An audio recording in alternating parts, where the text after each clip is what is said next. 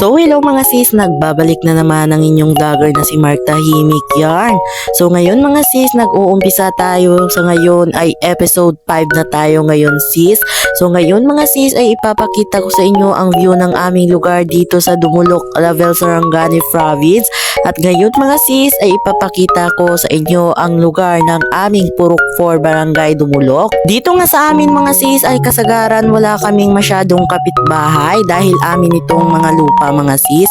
So sa amin mga sis ay maraming mga nyog mga sis, ayan yung aming mga pinananim dito sa amin. So dito nga sa amin mga sis, kung makakapunta kayo dito mga sis ay makikita mo talaga yung kabundukan at ganda ng view at ganda ng tanawin dito sa amin mga sis. Mamaya ko na nga ipakita sa inyo mga sis dahil ngayong umaga ay vinidyo ko ito dahil lumabas ring araw mga sis. At vinidyo ko nga ito mga sis dahil maraming nagtatanong kung maganda ba dun sa amin at maganda ba yung view dun sa amin. Masasagot ko mga sis ay yes, maganda yung view sa amin, lalong lalo na doon sa unahan namin mga sis dahil makikita mo talaga yung ganda ng mga tanawin. At so ayan mga sis, kung nagtataka kayo kung saan ko yan binidyo mga sis, yung bahay lang namin yan mga sis. Kung makikita nyo mga sis, wala kaming masyadong kapitbahay kasi ari ng lupa dito sa amin ay aking lola mga sis. Kaya nga wala masyadong nagtitira dito mga sis kasi dahil wala masyadong tumitira dito sa amin mga sis.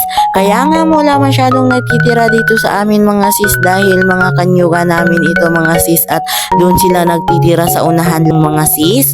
Nakita nyo ba mga sis na lumabas si Haring Araw mga sis? So ayan mga sis, at least napakita ko tong video na ito mga sis. Kung nagsayahan ka sa video ng ito mga sis, pakishare naman ang video para makatulong ka sa akin. At dito lang nagtatapos, at least nakita nyo kung saan ako nakatira, kung maganda ba ang view dito sa amin mga sis. Sana abangan nyo yung susunod na video ko mga sis, at dito na lang nagtatapos itong video na ito mga sis.